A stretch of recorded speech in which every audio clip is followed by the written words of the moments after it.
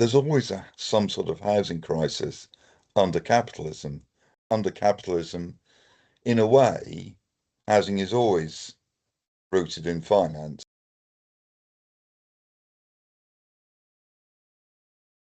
In policy terms, I would pick it up from the Heath government at the beginning of the 1970s. The Housing Finance Act started a process where they were trying to bring social rents more close to the market, reduce state support, and that pill was softened a bit, the argument was, by what were called rent rebates, but in general, the idea of housing benefits.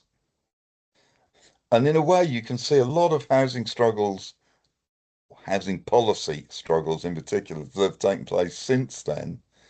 You can see in that light because there was more and more that push really to marketize rents.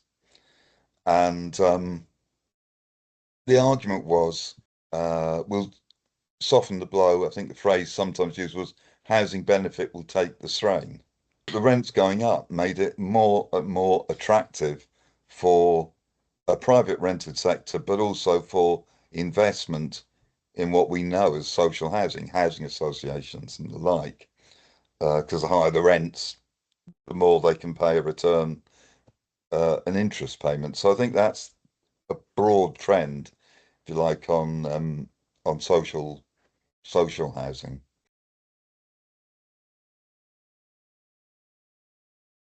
So for a long time, the idea was there would be sort of joint mixed funding.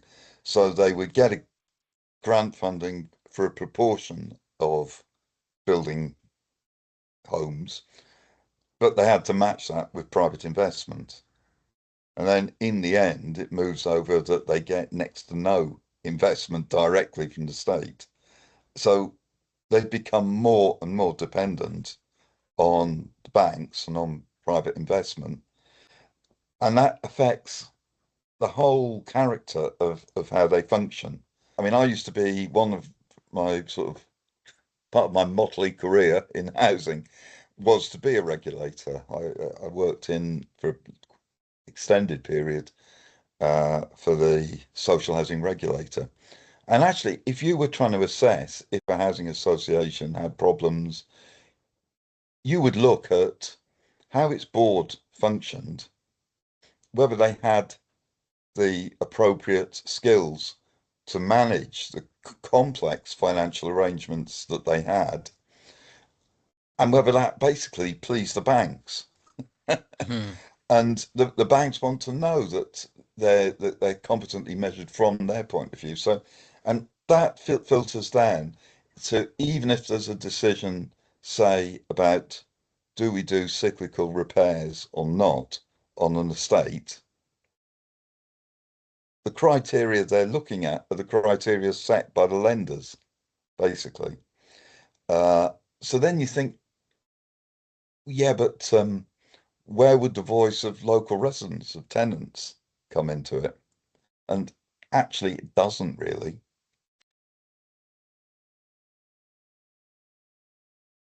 Yeah, but let's think about that question of funding. This model is costing more than state funding did. Let's remember that. If there's one organisation that's large enough to borrow at a lower interest rate than even a big housing association, it's the state. Yeah. So this whole movement has introduced the pressure to increase rents or reduce what you spend on maintenance. And I think in the end, you would want some form of state housing. Exactly how you pose that will be up to debate. Yeah. And you want rent control.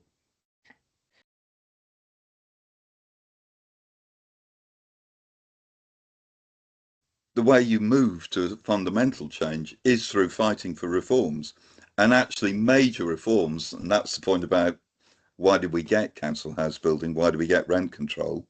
Major reforms happen as a byproduct of revolutionary struggle, actually, or the threat of revolution, not because there's an interesting report from a think tank